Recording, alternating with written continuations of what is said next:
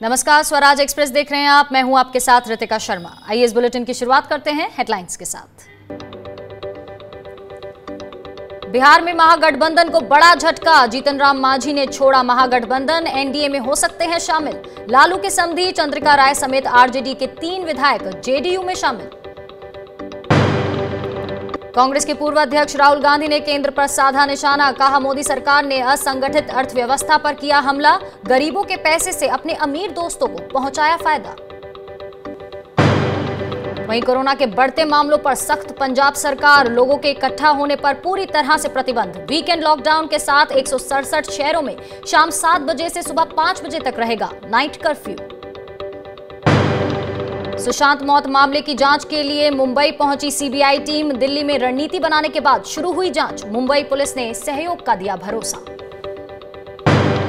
और कोरोना महामारी के दौरान लगाए लॉकडाउन से उतरी अर्थव्यवस्था को पटरी पर लाने की कोशिश जारी, 8.4 लाख करोड़ रुपए लोन की रीस्ट्रक्चरिंग कर सकते हैं बैंक, पुनर्गठन नहीं होने से 60% से ज्यादा कर्ज के एनपीए होने का डर।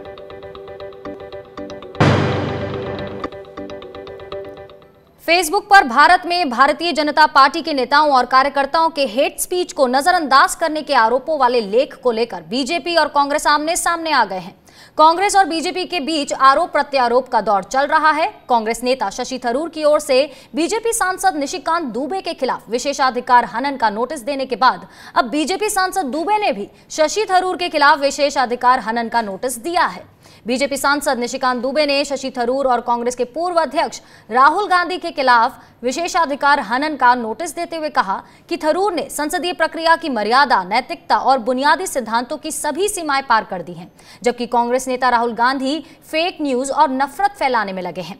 दरअसल कांग्रेस नेता शशि थरूर ने इस मामले में आईटी मामलों की संसदीय स्थायी समिति के सामने सवाल जवाब के लिए फेसबुक को समन भेजने की बात कही थी और थरूर इस समिति के अध्यक्ष हैं। उनके इस बयान पर टीएमसी सांसद महुआ मोइत्रा ने समर्थन किया था।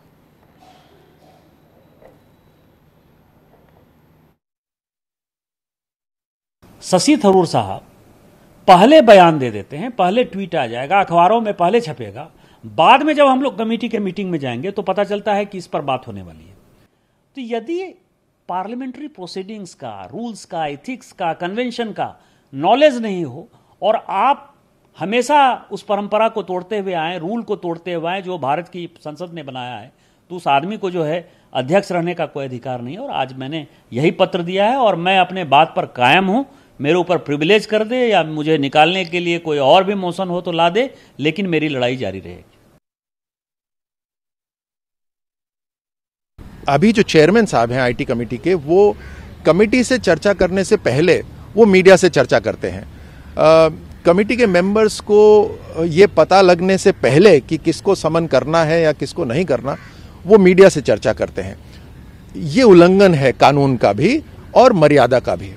और इस बात के लिए मैंने लोकसभा के स्पीकर साहब को एक पत्र लिखा है, उनका ध्यान आकर्षित करते हुए कि ये परंपरा का उल्लंघन है, ये मर्यादा का उल्लंघन है और ये कानून का उल्लंघन है, rules and procedures of Lok Sabha. और वहीं दूसरी तरफ कांग्रेस ने इस मामले पर बीजेपी को घेरा है। कांग्रेस नेता अखिलेश प्रसाद ने कहा कि ये गंभीर मुद्दा है, जो मुद्दा राहुल जी ने उठाया है उस पर ध्यान देने की जरूरत है। एनडीए को अपने ऐसे अधिकारियों को हटाना चाहिए। अब ये सब चीज पॉलिटिसाइज करने वाला नहीं है, सीरियस इशू है। अब इसमें ठीक है कौन क्या करते हैं इस बात में नहीं जाना चाहिए। जो राहुल जी ने इशू उठाया उसकी तरफ गवर्नमेंट का ध्यान जाना चाहिए और फेसबुक को चाहिए कि वैसे पदाधिकारी जो इंडिया में हैं उनको तुरंत यहाँ से हटाने का काम करना चाहिए। और वहीं देश में फेसबुक के कथित पक्षपात को लेकर शुरू हुआ विवाद थमता नजर नहीं आ रहा है और इस मामले में committee for protection of journalist ने कहा है कि फेसबुक की एशिया रीजनल डायरेक्टर आंकी दास को पत्रकार आवेश तिवारी समेत दूसरे पत्रकारों के खिलाफ दाखिल की गई आपराधिक शिकायत वापस लेनी चाहिए। साथ ही आलोचना करने के नागरिकों के अधिकार को सुरक्षित करना चाहिए। वहीं आपको बता दें कि 16 अगस्त को आंकी दास ने दिल्ली साइबर सेल में आवेश तिवारी के खिलाफ शिकायत दर्ज कराई थी, जिसमें उन्होंने आवेश और दूसरे सोशल मीडिया यूजर्स पर धमकाने का आरोप लगाया था। दरअसल अमेरिकी अखबार द वॉल स्ट्रीट जर्नल में छपी एक खबर को पत्रकार ने फेसबुक पेज पर पोस्ट किया था, जिसके आधार पर आंकी दास ने शिकायत दर्ज कराई थी।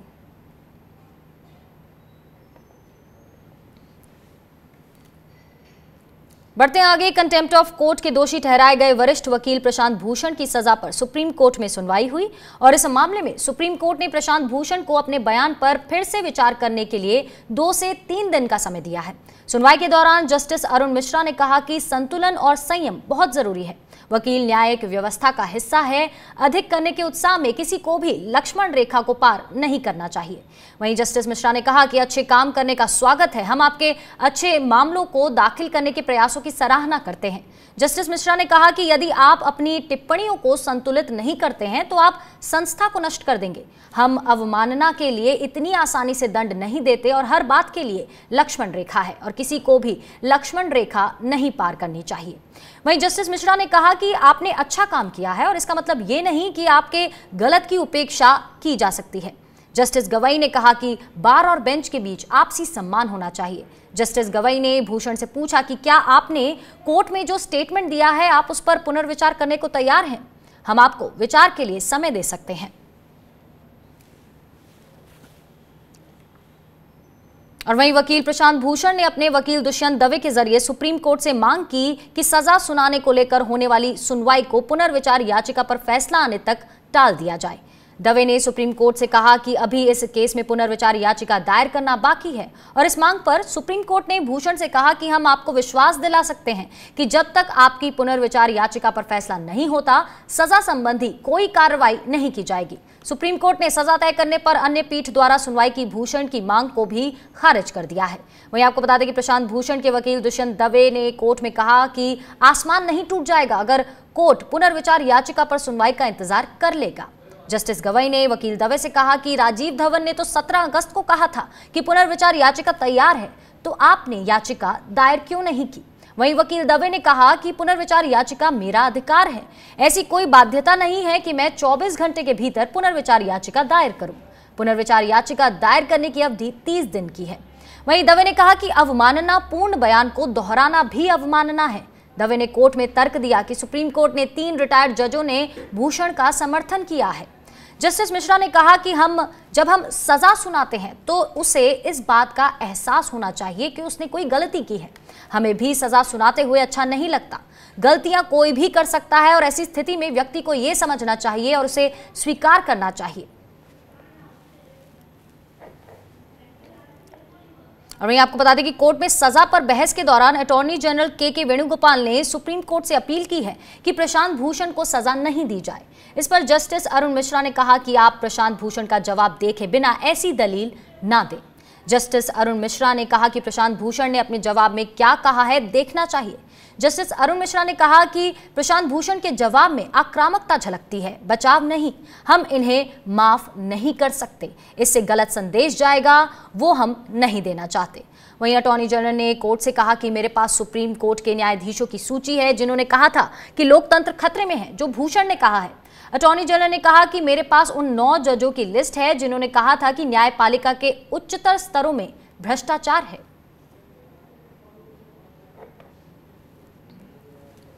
और वहीं इसी बीच प्रशांत भूषण ने कहा है कि मुझे दुख इस बात का नहीं है कि मुझको सजा सुनाई जाएगी। मुझे दुख इस बात का है कि मुझे पूरी तरह से गलत समझा जा रहा है। प्रशांत भूषण ने कहा कि मेरा मानना है कि लोकतंत्र और इसके मूल्यों की रक्षा के लिए एक खुली आलोचना आवश्यक है। उन्होंने कहा कि मेरे ट्वीट्स मेरे कर्तव्यों का निर्वहन करने का प्रयास है और मेरे ट्वीट्स को संस्था की भलाई के लिए काम करने के प्रयास के रूप में देखा जाना चाहिए।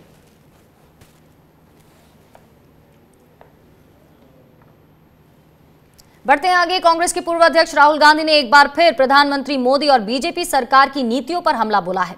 उन्होंने कहा कि मोदी सरकार लगातार किसान, मजदूर, गरीबों और छोटे कारोबारियों पर हमला बोल रही है। उन्होंने कहा कि पीएम मोदी अपने पूंजीपति दोस्तों को मदद पहुंचाने के लिए असंगठित क्षेत्रों पर लगातार हमला कर रहे हैं, जिससे भारतीय अर्थव्यवस्था की हालत दयनीय हो गई है। उन्होंने कहा कि कांग्रेस सरकार हमेशा संगठित और असंगठित अर्थव्यवस्था के बीच सामंजस्य बनाकर चलती रही है, क्योंकि असंगठित क्षेत्र शॉक एब्जॉर्बर का काम करते हैं। उन्होंने नोटबंदी और जीएसटी को लेकर भी मोदी सरकार को घेरा।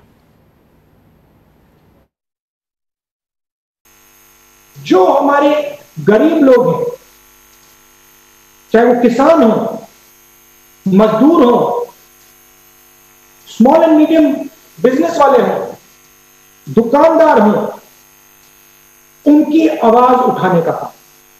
मैं ये नहीं कह रहा हूं कि हमें संगठित अर्थव्यवस्था पे आक्रमण करना है, नहीं, मैं ये कह रहा हूं कि हिंदुस्तान को असंगठित अर्थव्यवस्था और संगठित अर्थव्यवस्था के बीच में बैलेंस बनाना पड़ेगा। अगर यह बैलेंस टूट गया, इस देश को बहुत बुरा नुकसान होने वाला है, और नरेंद्र मोदी जी ने इस बैलेंस को तोड़ दिया है। तो हमारा काम इस बैलेंस को फिर से बनाने का है। एक तरफ असंगठित लोगों की मदद करने का है, उसमें मनरेगा शामिल है, भोजन का अधिकार, जो आपकी ये किसान को पैसा देने की योजना है, ये सब है। और दूसरी तरफ जिसको हम डेवलपमेंट कहते हैं, विकास कहते हैं,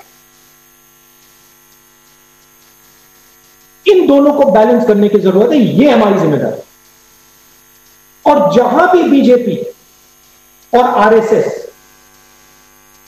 एक हिंदुस्तानी को दूसरे हिंदुस्तानी से लड़ाती है, जहां भी ये लोग नफरत फैलाते हैं, वहां पे कांग्रेस पार्टी के सिपाहियों को खड़ा होकर लोगों को जोड़ने का काम। और इसके साथ साथ कांग्रेस के पूर्व अध्यक्ष राहुल गांधी ने मोदी सरकार पर छत्तीसगढ़ की जनता के साथ भेदभाव करने का आरोप लगाया। उन्होंने कहा कि छत्तीसगढ़ को उसका हक नहीं दिया गया, लेकिन इसके बावजूद वहां की कांग्रेस सरकार ने गरीबों और किसानों के लिए काम किया। क्योंकि हम समझते हैं कि हिंदुस्तान को चलाने वाले लोग, हिंदुस्तान को आगे ले जाने वाले लोग हमारे किसान हैं, मजदूर हैं, छोटे दुकानदार हैं, बेरोजगार युवा हैं, और बिना इनकी रक्षा किए ये देश आगे नहीं जा सकता। तो छत्तीसगढ़ इस मामले में जो पायनियरिंग काम कर रहा है, चाहे वो योजनाओं के थ्रू हो, चाहे वो डायरेक्ट किसानों को पैसा देने की बात हो, चाहे वो आदिवासियों की मदद करने की बात हो, वो एक प्रकार से पायनियरिंग काम कर रहा है। वहीं कांग्रेस पार्टी ने भी मोदी सरकार पर हमला बोला है। कांग्रेस प्रवक्ता अभिषेक मनु सिंघवी ने कहा कि देश में वित्तीय आपातकाल जैसे हालात हैं, जीडीपी हर दिन घट रही है। कांग्रेस प्रवक्ता ने कहा कि ये हम नहीं कह रहे हैं, बल्कि ये सरकार और वर्ल्ड बैंक के आंकड़े बोल रहे हैं। उन्होंने कहा कि अर्थव्यवस्था में मंदी तो पहले ही आ चुकी है, बल्कि अब हम डिप्रेशन की ओर बढ़ रहे हैं। या 3.2% अगर मैं प्रिसाइसली बोलूं, 2021 में गिरने का, हमारी आर्थिक व्यवस्था को छोटा होने का आशंका है। यह वक्तव्य आया है वर्ल्ड बैंक का। वर्ल्ड बैंक एक प्रकार से ये वक्तव्य का नाम लेती है, लेकिन वो चेतावनी होती है। और इस संदर्भ में आप क्या समझते हैं कि रोजगार पैदा हवा से होंगे? और इस संदर्भ में ये सरकार के पास कोई उत्तर नहीं है सिवाय जुमलेबाजी। देश में मचाए हाहाकार के राम भरोसे है सरकार, लेकिन याद रहे भगवान राम उन्हीं की मदद करते हैं जो अपनी मदद करते हैं। प्रधानमंत्री जी बताएं हमें, इतने प्रखर, इतने मुखर, इतने जबरदस्त वक्ता वो क्यों नहीं बोलते कभी भी? कभी रोजगार की आपने कोई बात सुनी है? क्यों माननीय मुख्यमंत्री और मध्य प्रदेश प्रशासन ये कहता है कि हम आरक्षण करेंगे? क्या ये पॉपुलिस्ट एक प्रकार से लोकप्रियता की चरम सीमा नहीं है? आपके पास कुछ है ही नहीं रोजगार, तो आप इस प्रकार के लोकप्रिय स्लोगन्स दे रहे हैं या मूर्ख बना रहे हैं लोगों को? चलिए यहां रुकेंगे एक छोटे से ब्रेक के लिए और लौटेंगे कुछ और अहम खबरों के साथ।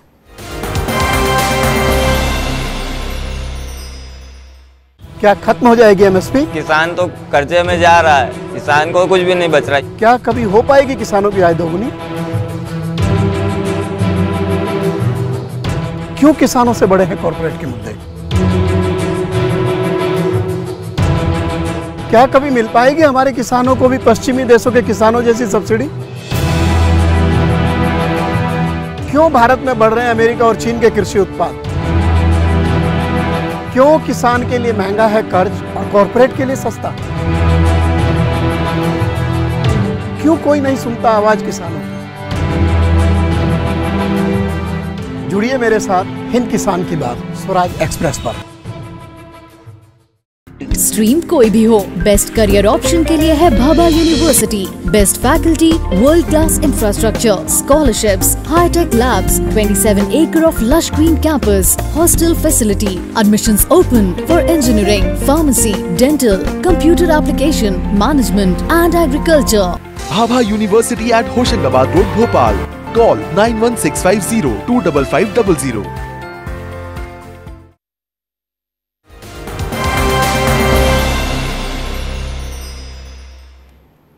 स्वागत आपका ब्रेक के बाद। और बिहार विधानसभा चुनाव से पहले महागठबंधन को बड़ा झटका लगा है। बिहार के पूर्व मुख्यमंत्री जीतन राम मांझी ने महागठबंधन को छोड़ दिया है। हिंदुस्तानी आवाम मोर्चा के कोर कमेटी की बैठक के बाद यह फैसला लिया गया और बताया जा रहा है कि जल्द ही उनकी पार्टी एनडीए में शामिल हो सकती है। दरअसल पहले से ही ये अटकलें लगाई जा रही थी कि जीतन राम मांझी महागठबंधन का साथ छोड़ेंगे और सत्ताधारी एनडीए के साथ जा सकते हैं। हालांकि उन्होंने अब तक ये साफ नहीं किया है कि वो एनडीए के साथ जाएंगे या फिर तीसरा मोर्चा बनाएंगे। इनका एजेंडा कुछ और हो, कहीं और सोच रहे हो, कुछ और बातें हो। वो बिहार के विकास की बात नहीं थी, गरीबों के हित की बात नहीं थी। इसलिए हम सोचे कि हम लोगों को अलग होकर के अपनी लड़ाई, गरीबों की लड़ाई अलग लड़नी है और इसके लिए हम लोग आगे की रणनीति तय करेंगे। फिर आपको सोचेंगे आगे क्या एनडीए में जाना है। देखिए अभी ऐसा कोई तय नहीं हुआ है कि हम कहाँ जाएंगे, लेकिन हम लोग कोशिश कर रहे हैं। हम अपने कार्यकर्ताओं से भी बात करेंगे, हमारे शीर्ष नेता बैठेंगे। हम लोग चुनाव अकेले भी लड़ सकते हैं, कोई नया गठबंधन बना सकते हैं या फिर कहीं भी जा सकते हैं। राजनीति है, संभावना है। कोर ग्रुप के साथियों ने स्पष्ट तरीके से कहा कि लगातार महागठबंधन से हमारे नेता ये उम्मीद लगाकर बैठे थे कि जल्द ही कोऑर्डिनेशन कमेटी बन जाएगा, लेकिन तारीख पर तारीख देने के बावजूद महागठबंधन के नेताओं के द्वारा कोऑर्डिनेशन कमेटी नहीं बनाई गई। तो ऐसे गठबंधन में, जिस गठबंधन में घटक दलों के नेताओं की बातों को कोई तवज्जो नहीं मिलता है, वैसे नेता अगर बिहार के कुर्सी में आएंगे तो बिहार की आम आवाम का नहीं सुनेंगे। इसलिए कोऑर्डिनेशन कमेटी में यह तय किया गया कि आज से हिंदुस्तानी आवाम मोर्चा बिहार महागठबंधन का हिस्सा नहीं रहेगी। हम महागठबंधन से इतर होकर विधानसभा का चुनाव लड़ेंगे। और वहीं बिहार में विधानसभा चुनाव से पहले सियासी गहमागहमी तेज हो गई है। लालू प्रसाद यादव के संबंधी चंद्रिका राय जेडीयू में शामिल हो गए हैं। चंद्रिका राय के साथ 2 विधायक ने भी जेडीयू की सदस्यता ली है। फराज फातमी और पालीगंज के विधायक जयवर्धन यादव ने जेडीयू की सदस्यता ली। चंद्रिका राय लालू के बड़े बेटे तेज प्रताप के ससुर हैं और उनके पिता दरोगा प्रसाद राय बिहार के सीएम रह चुके हैं। चंद्रिका राय खुद भी आरजेडी सरकार में मंत्री रहे हैं। राष्ट्रीय जनता दल छोड़ करके जदयू पार्टी को मैंने ज्वाइन करने का काम किया है। सबसे पहले मैं माननीय मुख्यमंत्री जी नीतीश कुमार जी के प्रति अपनी पूरी आस्था व्यक्त करता हूँ, पूरा विश्वास व्यक्त करता हूँ। नीतीश जी के प्रति जो सम्मान हम लोगों को देना चाहिए वही मैं देना चाहता हूँ। 15 साल पहले उन्होंने जिस परिस्थिति में बिहार को पाया था, पूरा डिस्ट्रक्टेड बिहार, उसको इन्होंने कंस्ट्रक्ट करने का काम किया। चाहे कानून व्यवस्था की बात हो, सड़कों की बात हो। और अब बात राजस्थान की, जहां शुक्रवार से विधानसभा की कार्यवाही फिर से शुरू होगी। गुरुवार को विधानसभा में कार्य सलाहकार समिति की बैठक हुई, जिसमें शुक्रवार से शुरू हो रही कार्यवाही में किन किन विषयों को शामिल किया जाएगा उन पर चर्चा हुई। देर शाम तक इन सभी विषयों को कार्यसूची में जोड़ा जाएगा। हालांकि शुक्रवार के बाद फिर विधानसभा में शनिवार और रविवार 2 दिन का अवकाश हो जाएगा।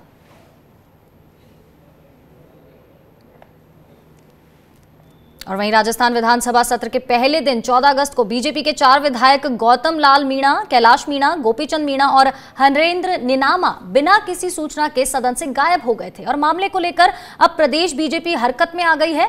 पार्टी प्रदेश अध्यक्ष सतीश पुनिया और नेता प्रतिपक्ष गुलाब चंद कटारिया ने चारों विधायकों को जयपुर तलब किया और उनसे मुलाकात की और इसके बाद चारों विधायकों बीजेपी प्रदेश अध्यक्ष सतीश पुनिया के सामने अपना पक्ष रखा। आपको बता दें, मुलाकात के बाद नेता प्रतिपक्ष गुलाब चंद कटारिया ने बताया कि चारों विधायकों का व्यक्तिगत पक्ष जानना जरूरी था। सूत्रों के मुताबिक अगर विधायकों ने सदन से जाने के संबंध में संतुष्टि जवाब नहीं दिया तो उनके खिलाफ कार्रवाई की जाएगी। हमने व्हिप बना करके लॉबी में भेज दिया। जिन लोगों ने दस्तखत कर दिए उनको दस्तखत से दे दिया, जो दस्तखत नहीं कर पाए उन सबको हमने फ़ोन से सूचना की, तो इन सब लोगों को भी सूचना की। फिर भी ये लोग 4 अनुपस्थित रहे, इसलिए इनको व्यक्तिगत सुनने के लिए मैंने एक से बात की है, उनको सुना है, प्रदेश अध्यक्ष जी भी सुनेंगे और फिर हम जो इन्होंने कहा और जो हमारी फीडबैक है, दोनों को मिला करके हम प्रमुख लोग बैठ करके इस पर चर्चा करेंगे और फिर उसके बाद जो भी आगे का कोई निर्णय होगा वो करेंगे। वहीं राजस्थान के पूर्व उप मुख्यमंत्री सचिन पायलट जयपुर में प्रेस कॉन्फ्रेंस की और इस दौरान उन्होंने कांग्रेस की 3 सदस्यीय कमेटी के गठन का स्वागत किया। उन्होंने इसके लिए आला कमान को शुक्रिया कहा। सचिन पायलट ने कहा कि सबको साथ लेकर चलने से ही सफलता मिलेगी और इसके साथ ही किसी भी तरह के पद के सवाल पर उन्होंने कहा कि ये आला कमान तय करेगा कि किसे क्या जिम्मेदारी देनी है। पार्टी का हर एक शख्स निस्वार्थ भाव से पार्टी की सेवा करने को तैयार है।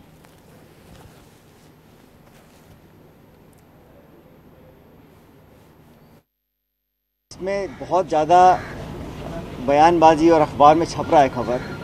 सरकार कांग्रेस पार्टी की बहुमत से बनी थी, कांग्रेस की सरकार अच्छा काम कर रही है।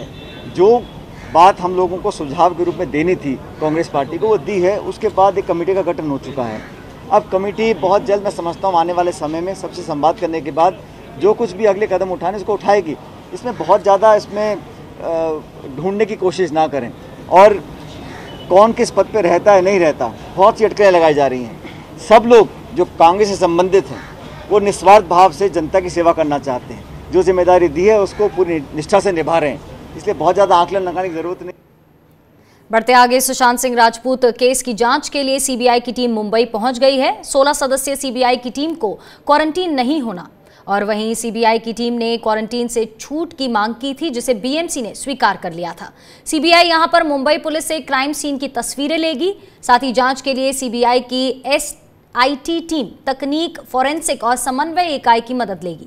और इससे पहले दिल्ली में सीबीआई मुख्यालय में एसआईटी की बैठक हुई और सीबीआई डीआईजी सुवेक हक को सीबीआई और मुंबई पुलिस के बीच नोडल अधिकारी के रूप में नियुक्त किया गया है। और इसके अलावा आपको बता दें कि सीबीआई एसआईटी की मदद के लिए फोरेंसिक विज्ञान विशेषज्ञों और विश्लेषकों की एक टीम बनाई गई है।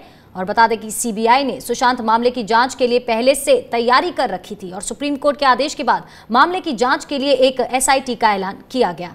एसआईटी का नेतृत्व सीबीआई के ज्वाइंट डायरेक्टर मनोज शशिधर करेंगे और उनके अलावा गगनदीप गंभीर, एसपी नुपुर प्रसाद और एडिशनल एसपी अनिल यादव इस टीम का हिस्सा होंगे और ये सभी सुशांत सिंह राजपूत मामले की जांच करेंगे।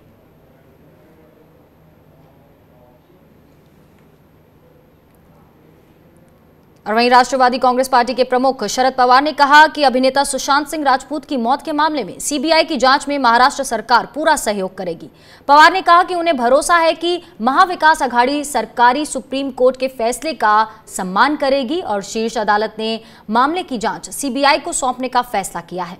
अभिनेता सुशांत सिंह राजपूत 14 जून को मुंबई बांद्रा में अपने अपार्टमेंट में मृत मिले थे। साथ ही पवार ने कहा कि वो उम्मीद करते हैं कि अभिनेता की मौत के मामले की जांच अंधविश्वास विरोधी कार्यकर्ता नरेंद्र दाभोलकर हत्या मामले की तरह नहीं की जाएगी, जो अभी तक पूरी नहीं हुई है।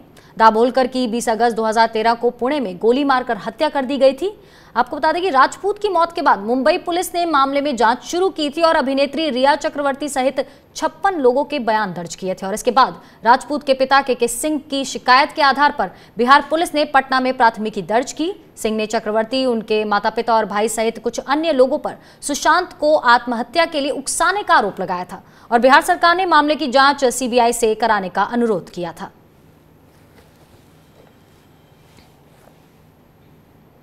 और वहीं शरद पवार के बयान पर बीजेपी ने प्रतिक्रिया दी है। बीजेपी नेता राम कदम ने कहा कि महाराष्ट्र की सरकार अब भी मन से इस मामले को सीबीआई को नहीं सौंपना चाहती।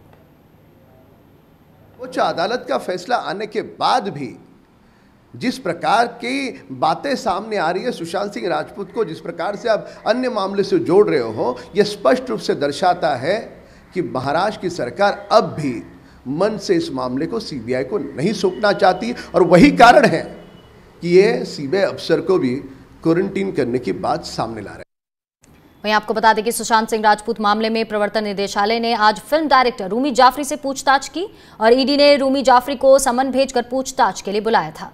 आपको बता दें कि ईडी से पहले मुंबई पुलिस भी रूमी जाफरी से पूछताछ कर चुकी है और पुलिस को दिए बयान में रूमी ने बताया था कि सुशांत रिया को लेकर वे एक फिल्म बनाने वाले थे और इस मूवी के लिए सुशांत को 15 करोड़ ऑफर किए गए थे। सुशांत सिंह राजपूत लॉकडाउन खुलने के बाद इस प्रोजेक्ट पर ही काम शुरू करने वाले थे और ईडी रूमी जाफरी से इन्हीं 15 करोड़ के अमाउंट पर सवाल करेगी कि ये पेमेंट सुशांत को दे दी गई थी या फिर देनी बाकी थी।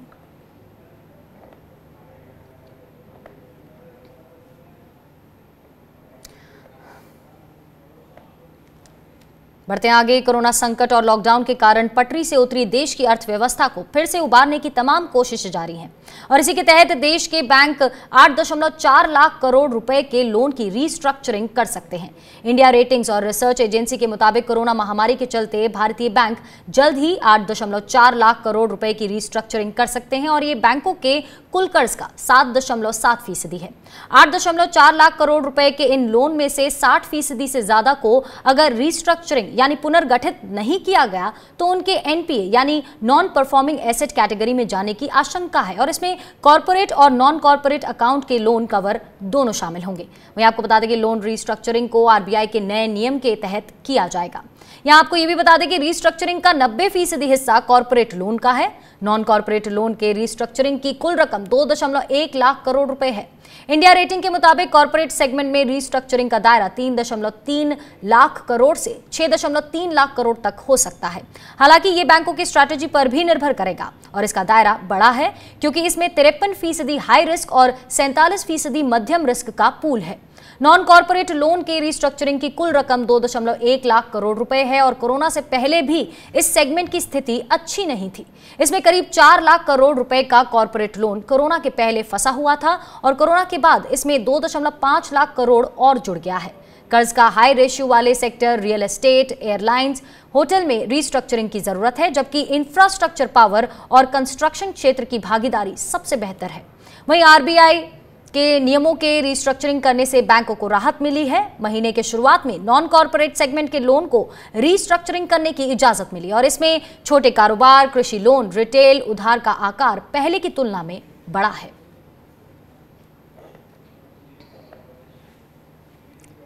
बात छत्तीसगढ़ की, वहां मुख्यमंत्री भूपेश बघेल ने पूर्व पीएम राजीव गांधी की जयंती पर तेंदुपत्ता संग्राहकों, किसानों और पशुपालकों को बड़ी सौगात दी है। भूपेश बघेल ने प्रदेश के 11 लाख से ज्यादा तेंदुपत्ता संग्राहकों, 19 लाख किसानों और पशुपालकों के खातों में 1732 करोड़ से ज्यादा का भुगतान किया है और ये कोरोना काल में अब तक का सबसे बड़ा पेमेंट है। और इसके साथ ही राजीव किसान न्याय योजना की दूसरी किस्त के रूप में 1500 करोड़ रुपए का भुगतान किया गया और इसी तरह 15 अगस्त तक गोबर बेचने वाले पशुपालकों को भी 15 दिन की राशि दी गई। सीएम भूपेश बघेल ने सीधे बैंक खाते में ही ये रकम ट्रांसफर की है। जो लैंडलेस लेबर है वो गोबर बेचने वालों की संख्या जो है 71.2% है। तो इस प्रकार से लैंडलेस लेबर के आय में वृद्धि करने का जो काम है इसके माध्यम से होगा। उसी प्रकार से वर्मी कंपोस्ट भी हम लोग बनाएंगे। श्वेत क्रांति जो इंदिरा जी के जो सपना था उसे हम छत्तीसगढ़ में साकार करने में सफल होंगे। तो इस प्रकार से और एक बड़ी बात होगी कि हम लोग अब जैविक खेती की तरफ बढ़ेंगे। जब हमारे पास वर्मी कंपोस्ट पर्याप्त मात्रा में होगा तो निश्चित रूप से हम जैविक खेती की तरफ बढ़ेंगे। तो बहुत सारी बीमारियां जो अनाज के कारण से या फल सब्जी के कारण से होता है उससे हम लोग बच पाएंगे। तो एक बहुत बढ़िया बड़ी क्रांतिकारी योजना है और सभी की निगाह इसमें है। मैं समझता हूं कि बहुत सफल कार्यक्रम होगा। चलिए, इसी के साथ इस बुलेटिन में इतना ही। आप बने रहिए स्वराज एक्सप्रेस के साथ। नमस्कार।